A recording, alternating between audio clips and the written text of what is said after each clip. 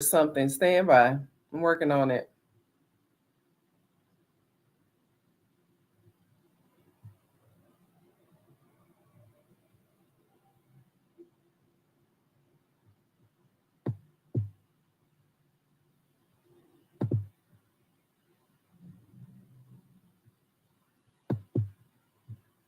Will Vice President Kamala Harris be the first woman president of the United States? She racked up lots of endorsements and raised more than $100 million in the first week of her campaign. More volunteers signed up in the first week than any other presidential campaign in history. Now, some people said they will vote for Harris just because she's a woman. Others are holding off on their commitment to Kamala because they want to understand more about her commitment to them.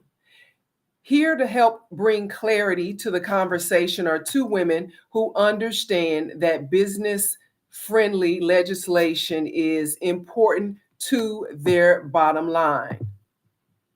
First, we have Miss Valerie Monday, a professor, a professional engineer. She's the owner of New City Infrastructure Incorporated, a national engineering firm. And she's also the public works director for the historic town of Eatonville, Florida, the first incorporated Black municipality in the United States, established in 1887. Miss Mundy serves as on several national boards, including the National Association of Black Women in Construction and the Airport Minority Advisory Council. We want to welcome Miss Monday to the call. We also have Deborah K. Thompson. Miss Thompson is the owner of DKT Consultants in Jacksonville. Also, she has more than 30 years experience as a political activist. Welcome to the conversation, ladies. Now, thank you for having us. Yeah, I just want to make sure I can hear everyone. And we also are live streaming on several platforms. So we will be watching our chat as we move forward. But before we move forward, I want to go ahead and start the Instagram. We also are live on Instagram as well. So now, as soon as President Joe Biden said he was ending his reelection campaign and endorsed his vice president for POTUS, I started to see a lot of "I'm with her" and other bandwagon posts all over social media. Then I remember that interview that Kamala Harris did in 2020. Now, I don't know if you guys remember that interview. We're going to look at that right fast, and then that's going to kick us off, okay? Stand by.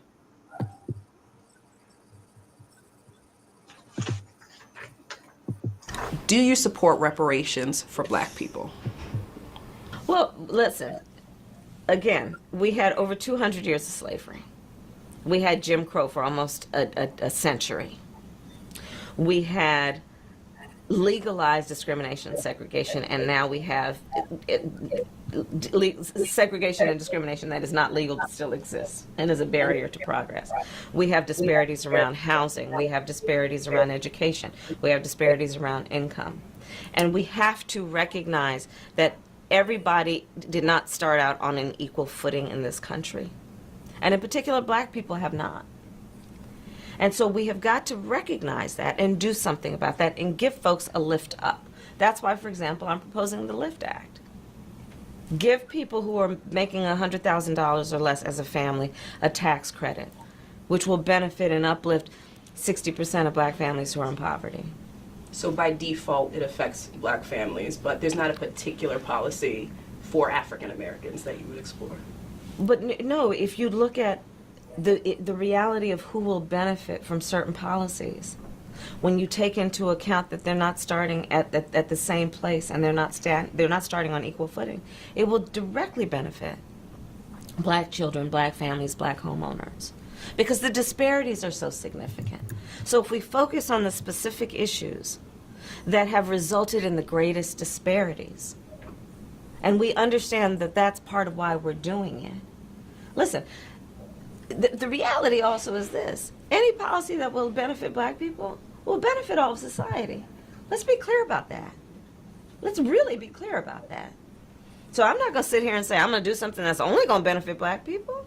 No, because whatever benefits that black family will benefit that community and society as a whole and the country. Right? Now, I want to let me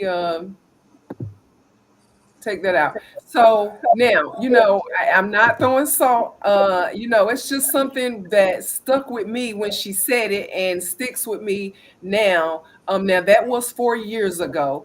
Since rising to the top of the ticket earlier this month, her campaign organized virtual meetings with Black women, virtual meetings with Black men, Latino women, Asians, and maybe she gave more clarity on what she was willing to do for Black people, for Black men, for Asians, for Latinos. In fact, I'm just learning that you two ladies were on that call. So I'm glad that we're able to I want to know, what did anyone bring up? Back in 2020, you said this, or nobody said that. Like, what happened on that call that we should know about that we might not know or might not know yet? I think that, and good afternoon, everybody. I do think that it was more of what you suggested initially. It was a rah-rah for in support of the selection of Kamala as the designated candidate. We initially started with a small group. This Win with Black Women has been going around. I've been on it for about 2 years, about a year and a half, 2 years. And the purpose of it is to encourage Black elected officials to have a platform for Black women elected officials. It was very popular in the state of Florida, and there are a number of state and local elected officials who came on. They came to talk about their campaigns and really what their woes were, and we were a safe space to come and talk about, here, I need some campaign activity. Can you help us? So it was like a sisterhood. And I didn't realize until last week that this was a national effort that was going on. So the way it started was initially a tribute to Congresswoman, one of the greatest Congresswomen, Sheila Jackson Lee, out of Houston. And it was celebrating the life of her, but they're burying her, I think, in head of state this week, Thursday, Friday, and Saturday in DC. So there was that tribute. That was one of the first things. And really, that set off the sisterhood and that camaraderie. And it initially started with 3,000 participants on the call. They had a limit to 3,000. For some reason, Deborah was able to get in, both of us were able to get in under the wire because they were probably at 2,999. And somehow or another, we were able to get in there. Our colleagues that were talking to us, some of our members of National Association of Black Women in Construction, could not get on that call. So what we did is we linked it in through another Zoom, and we were able to connect two forms of media, or I guess a secondhand version of that. So we were all able to listen to what was going on, and it was pretty much a webinar. After 3,000, someone in that group had enough contacts with Zoom that they were able to expand it, and they got it up to about 45,000 participants. So you had a minimum of 45,000, but you had several technical ability to bring on multiple groups. So it was an awesome discussion, and I'm going to let Deborah talk some more about it. But it started out with the veterans, the aunties, Maxine Waters out of California. She got on and talked.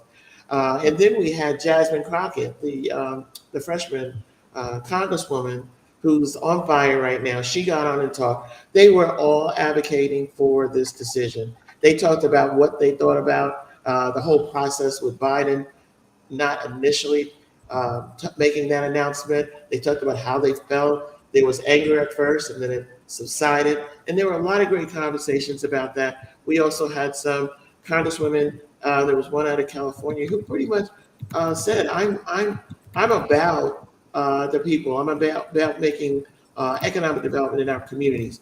And she kept talking. There were many, but they were all in support of Harris.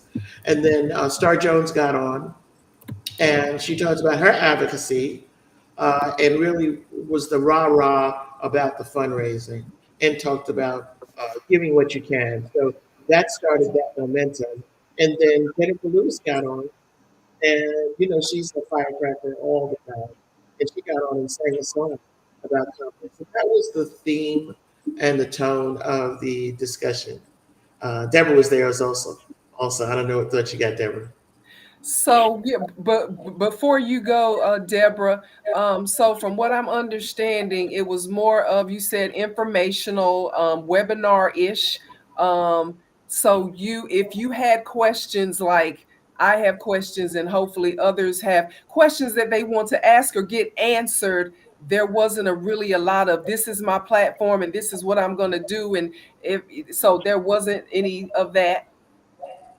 No, the speakers were essentially on a separate line, and so they were able to talk. So they must have structured it such that they were on the Zoom line. The rest of us were pretty much listeners. I think there was a question component in a chat. Okay, so Ms. Thompson, what was your takeaway from being a part of the Kamala Harris Black Women's virtual meeting? Did you expect to get some answers, clarification? Because you have a lot of political experience with working with different factions of people. What was your takeaway from being on that call last week? Well, I'd really just like to thank you, Stephanie, for allowing us to come in and share our views with what you thought. To go back to the 2020 video, I think that Kamala Harris is a very well trained and experienced legislator, and that her answers during the time that she was interviewed were on cue, because I've worked with a congresswoman. I know they have to be very strategic in how they approach and get support for whatever issues and whatever activities that they would like to support or have supported. Because we must still remember that even as Democrats, as Black women, and as legislators, that we're in the minority a lot of times on the issues that we take up. The issue of reparations, I think, is a good one. I think that there have been some states that have come forward, and California has been one of them, to start initiating some of those reparations. Reparations not only for Black folk, which is long overdue, and some of this has been on the books and just has not gone to the point of being executed by some of these states.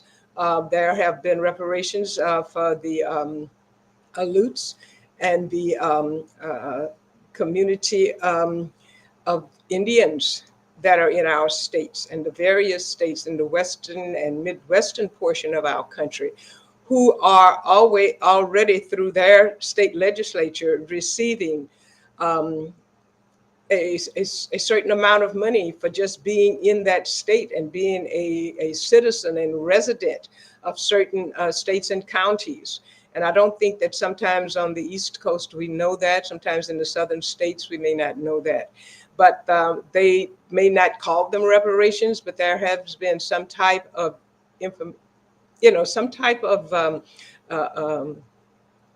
some type of legislation to make sure that people are compensated for some things, past discriminations and things like that.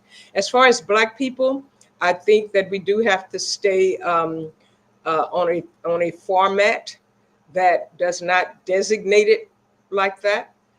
There are certain areas where we can say, yeah, this is specifically for Black people, because of the certain types of things that have happened to Black people in this country, and especially in the southern and eastern parts of our country.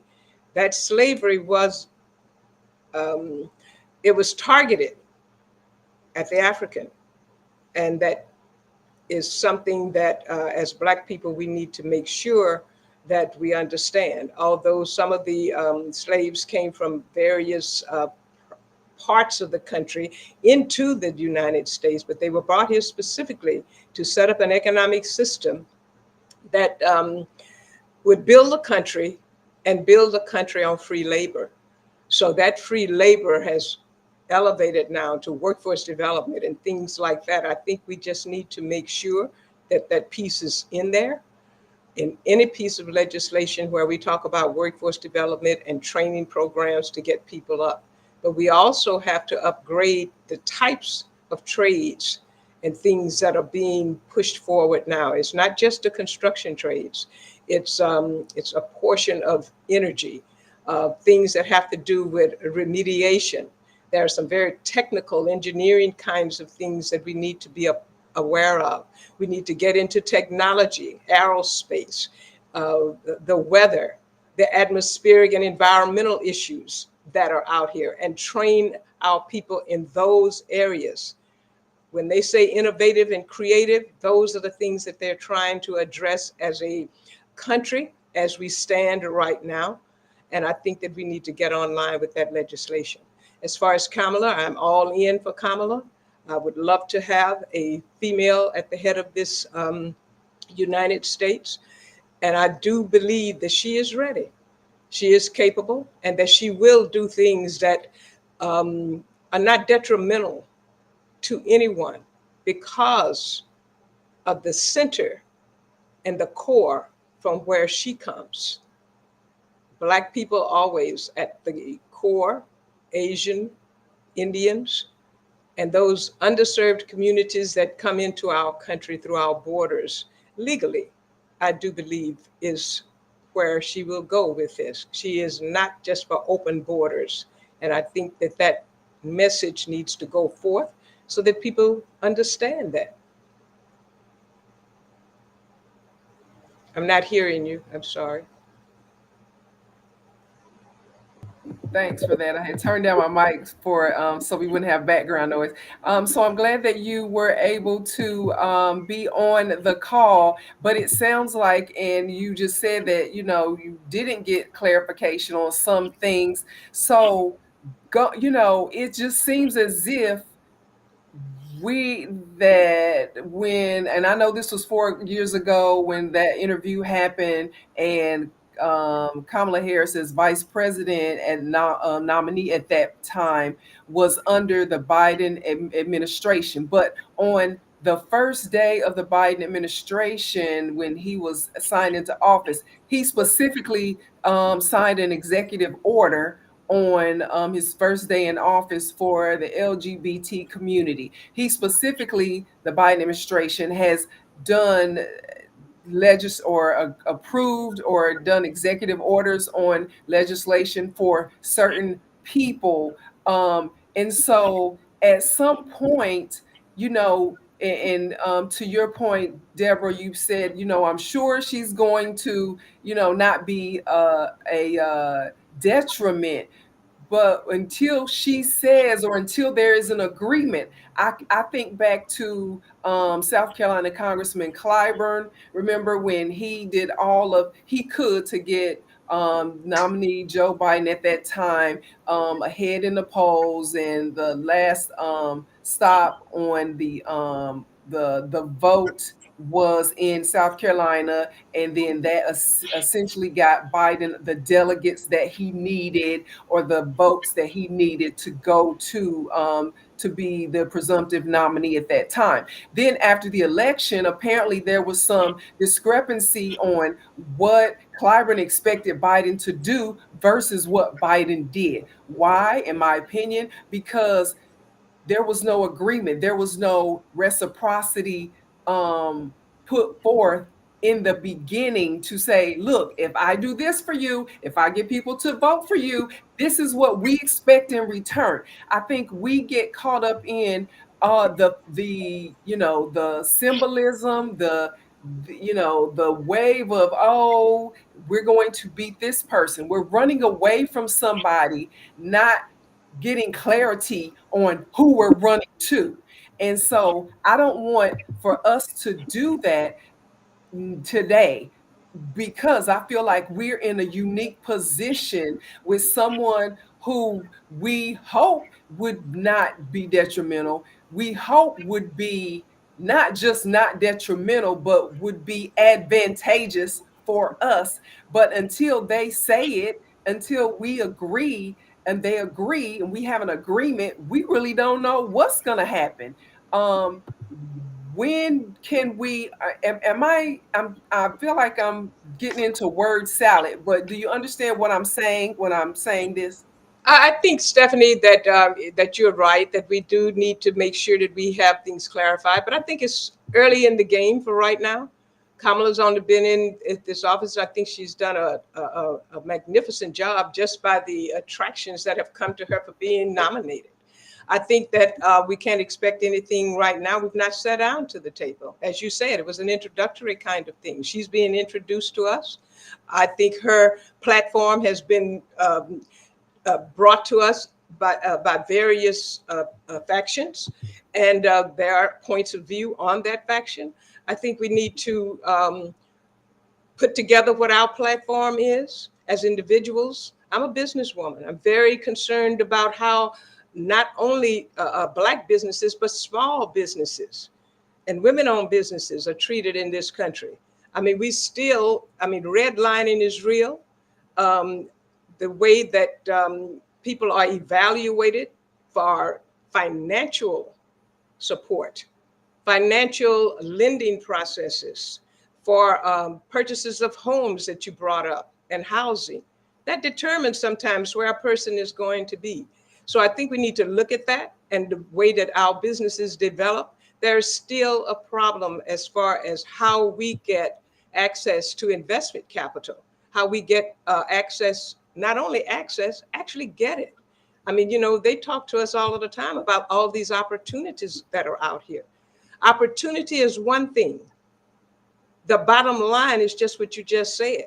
Where is the agreement that says, here is the contract, these are the terms and the conditions, and you meet these terms and conditions, sign on the dotted line, and here are some of the resources that you're going to need to be successful. I think that Kamala is in a position right now that we need to support her. If we can believe in and support some of the things that she stands for and move forward. It's early in the game. She has to go back and negotiate with the people who actually make a decision. A president is only one portion. A vice president is that supporter of this whole executive process. Government has 3 levels, and all 3 of those levels have to come in line to make sure that we have a democratic society and that our republic works for all of us.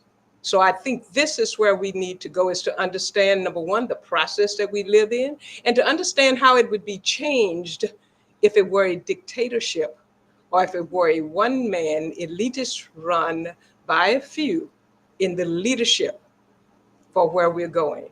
So I think that we need to just do our homework, and that's on everyone. To say that I want reparations and to say that everyone that's Black should have reparations is true, but where do they come from? When you have a leadership and a system set up through our stock exchange and the way that our FDIC runs and works with how loans and money is transferred in this country and how it's changing through the digital process and through the Bitcoins coming online.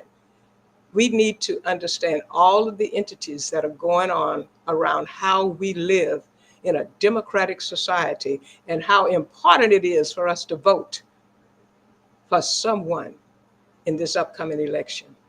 And I say we should do that as Kamala Harris is the person who is on target with some of the women's issues that deal with abortion and how women's bodies are treated, and how our financial system and healthcare system is working.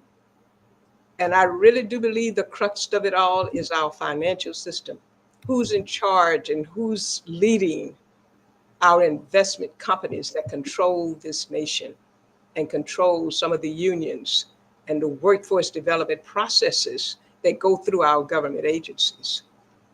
Now we know that with thanks for that. I remember a couple of years ago there, it always seems to be that when it comes to the conversation of reparations, that well, let's get this committee together. Let's do this. Let's talk about this. And let me be clear: it's not just about reparations for Black people. The conversation, but since we're talking about this now, why is it that there's always got to be a committee put together when the money is for about us, but when everybody else is, they get their reparations? 9/11 survivors, Holocaust people, the internment camp people, Native American people. I could go on and on. People, they got past the conversation or the committee, and they got their money. But I'm looking at the comments right now. So I'm looking at, of course, one that we all already know is, if you want something different, but you keep voting for the same people, that's insanity. People, and then I'm looking at, don't vote for a person's skin color, vote for a person's policies. That's who they are, or their past policies, their actions before. Now we know Kamala is a former district attorney. She's a former attorney general. She's a law enforcement type person. What do we expect from her more so than what she says she's going to do? What has she done? What did she do when she was in charge in those instances? Valerie, what do you think about that when you look at her past record on illegal immigration? I know this was kind of one of the sections of the Biden administration that President Biden put the Vice President Harris in charge of, the border issues. So when you look at what she handled in the past, whether it was in California or whether it was as vice president, do you feel hopeful on what she will do? Or is your support there? If you never find out what she says she's going to do, how do you feel about what she did in the past?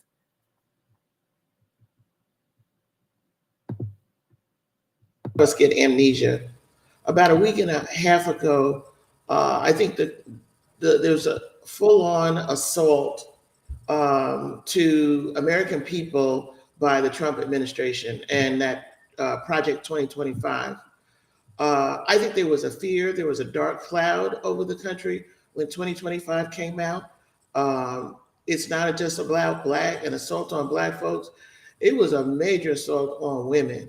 And I think about a week and a half ago to a week ago, before Biden made his announcement, there was such a fear that Trump was going to win. It almost seemed inevitable that he was going to win and there was no way out. There was even a vision that Kamala had a chance, or that she could possibly be put aside for someone else to come in and do a job. But there was nobody we had in our sights that could, put that cape on and say, I'm here and I'm here to get this this whole dark cloud away from the country. I think when, first off, Biden made his announcement and then endorsed Kamala for that role of presidency, I think that dark cloud went away. And what we ended up feeling was hopeful. I don't think there was a specific concern, but it's a growing concern that is mounted this week. Okay, what is Kamala going to do now? I think what she's serving right now is as a formidable opponent to what we thought was inevitable. And I think that first off, she's a figurehead. She doesn't.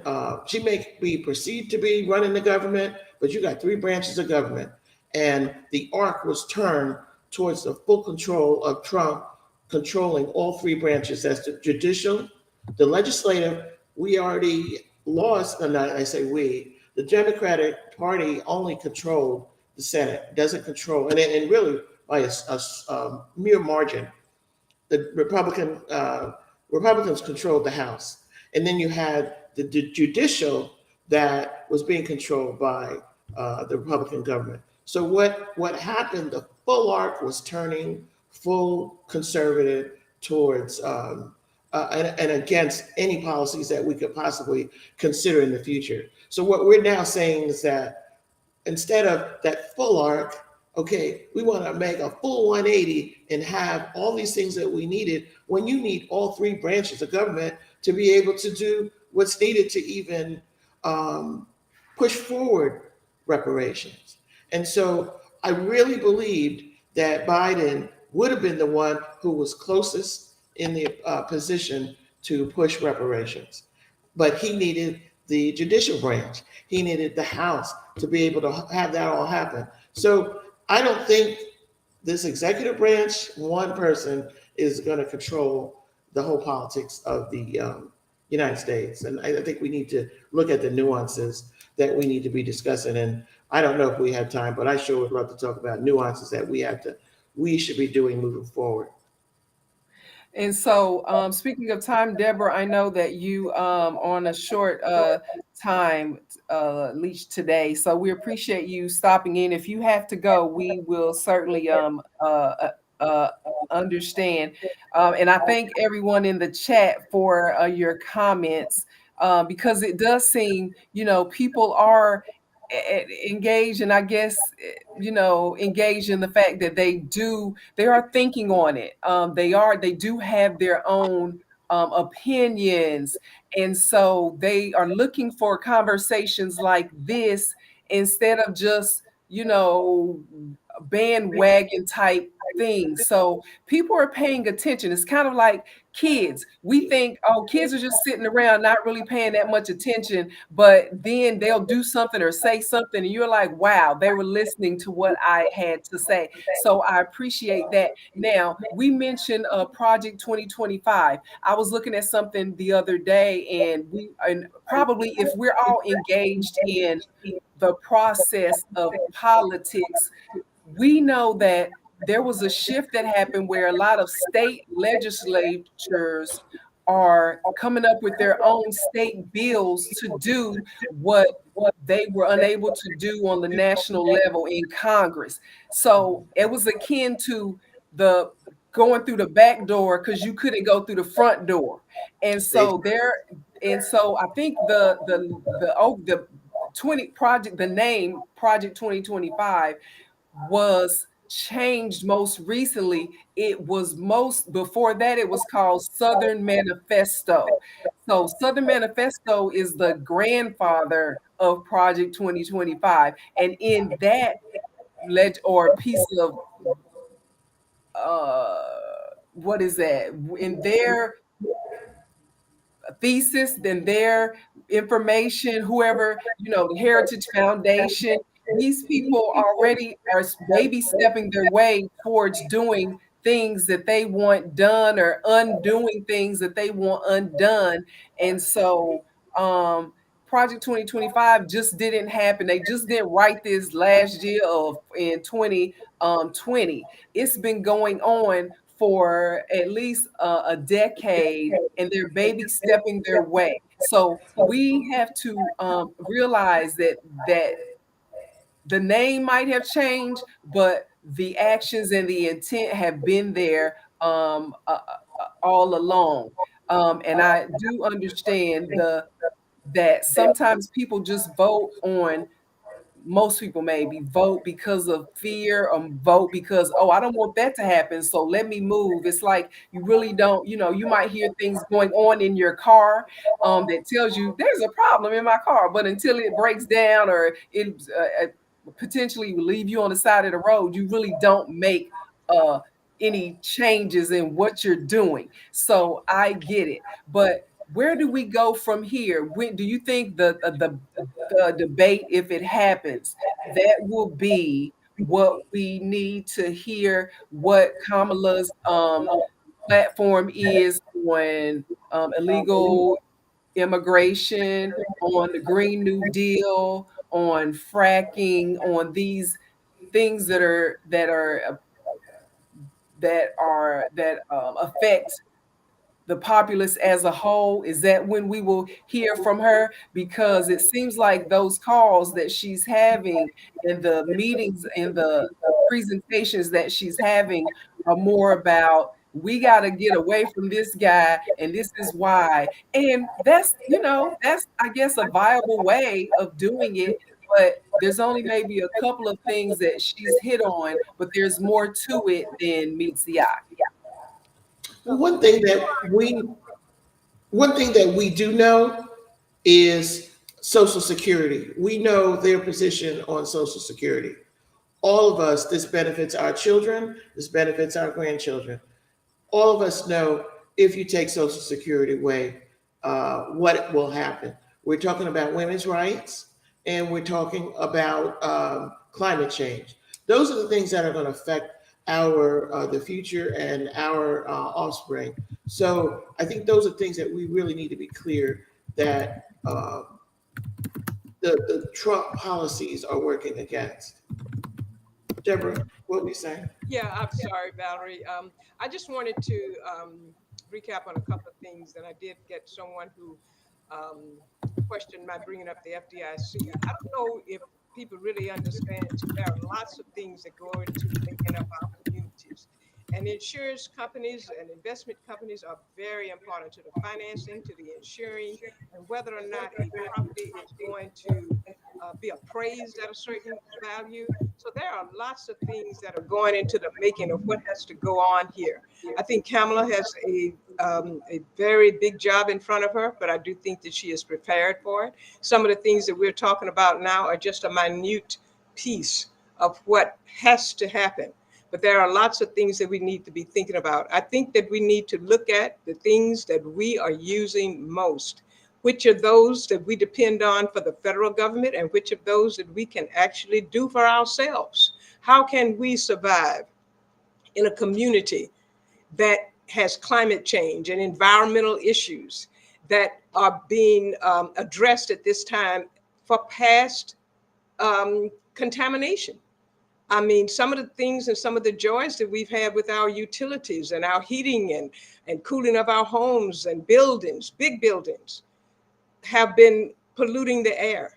And someone brought that up. So I just want you to all know that there are a lot of things that are going on. Our whole planet is at stake. And the United States, I think, is the greatest country in the world. I do think that there are some things that have to be corrected or be changed. And I think that all of us have a part of that. I think that we need to say to the community and for people that if you're a resident and that you're a voting member of this society, that you need to use that vote however you should. We need to measure these votes on whatever side that they're on so that we know and understand where people are. This is the only society that you will have to do that. Other democracies are changing and under attack.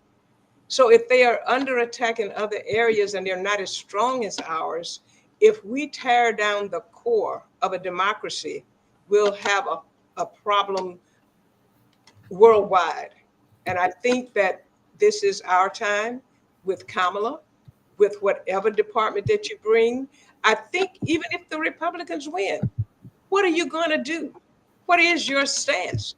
You can make or break this country with your vote.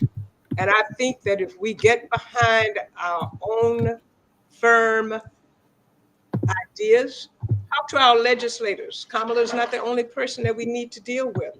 I wouldn't care if they're black or white. I don't care if they're Democrat, independent, or if they're Republican. We need to talk to those legislators and let them know we have a voice too. And this is going in a different direction that we'd like for it to go. So get on your stance, stay on your stance, vote for what you feel is correct. And we have to, it's a very competitive world out here. We created this competitive society. So let's play a part of it. But I think if we all play together, we can help whoever is in our best interest as Black people, as females, as white people, as females. We're all under attack. And I do believe that we can make a change with our vote. We can let them know. They count every poll. They count every poll. And whoever is cheating, the cheaters won't win forever. So let's keep voting. Let's keep staying. Now we got to stay on message. Don't get confused. Don't get it twisted. Stay on your message. My message is help small businesses in this community, help small businesses in our country, because they are the background. And that's not just me saying that. Our individual, self-employed individuals take care of themselves, and we need to help them set up a criteria and system to succeed in this country, because we will not have that chance if it is a dictatorship or if we fall into the hands of other countries that do not respect individual rights. So we're going to end on this. Thank you for that. We're going to end on, I want you ladies to tell me, who do you think Kamala Harris as presidential nominee will have as her vice presidential running mate? Should it be, because, when we look at what some of the Republicans are saying is, Kamala Harris was a DEI plant. She was somebody who's just there for diversity's sake. But when you look at President Obama, he chose Joe Biden, I guess you could say, as a DEI operative, in that he wanted Joe Biden, for his experience, for people to say, okay, this is somebody we don't know, Barack Obama, but we do know Joe Biden, and old white guy who is of the establishment, and people can trust him. Okay, come on over here, stand next to me. Let's make this balance out for some people, emotionally and mentally. And now, so do we think Kamala Harris is going to choose a woman? Would that be too much of a lean, too much of a stretch for people? Do we think she'll choose a white man? Do we think it'll be not a DEI, not a visual safe space for people, but will she look at their record? What indications do you have of who she might pick and who she needs to pick as her vice president? Go ahead, Deborah. You take that one. I think whoever she picks for this particular position has to be very strategic, of course, because we want to win. But by the same token, again, we as individuals in this country need to be responsible. We need to be accountable, and we need to then stand up and take our licking. If we don't vote, then we need to not have to be in a position of criticizing. If we do vote, and that vote is still not enough to help bring our thoughts and processes into view, then it won't be because we didn't try. I think that every individual in the United States needs to get on board, get with whoever they will support. I think Kamala is a good and as good a choice as anyone. I mean, think of yourself. You're the head of your families. You're the head of your companies. You're the head of whatever it is that you are running. So take care of yourself. And if you do that, I think you'll make anybody's job easier or hard. If it's going to be in a position that you don't or you can't buy into, then you need to make sure that your voice is heard. At least you would have stood up, be responsible, be accountable, and help the individuals that you want to put in place at the national, local, and state levels. Stop the narrative, or at least attack it in the position that you believe is in your best interest, the best interest of your family, your friends, and the people that you represent, if you represent any people. We may be out here all by ourselves. So I think that we need to just take responsibility and move forward economically, in housing, healthcare, Social Security wise. Pensions are under attack. Be very careful what you ask for, because you just might get it. Well, I'd like thank to you. say one final thing. Do I have a minute? Sure. Well, what I think we need to remember that all politics is local, and we're just talking about the national policy making. But if you need something, some assistance from your federal government, you go in, whoever, regardless if it's Republican or Democrat, you go to your local congressional office. They're all in everyone's town. You go to that congressional office. You make that appointment, and you make sure that they help you maneuver through anything you need. And regardless of Democrat or Republican, sometimes Republicans get you further along in what you need in a local perspective than you may be able to get with your Democrats. So we have to forget these people work for us. And that's how we can really affect changes in our community, is to make sure they're working for us and use them as we need to. We've got to get rid of all fear and remember where they are and what they're supposed to be doing.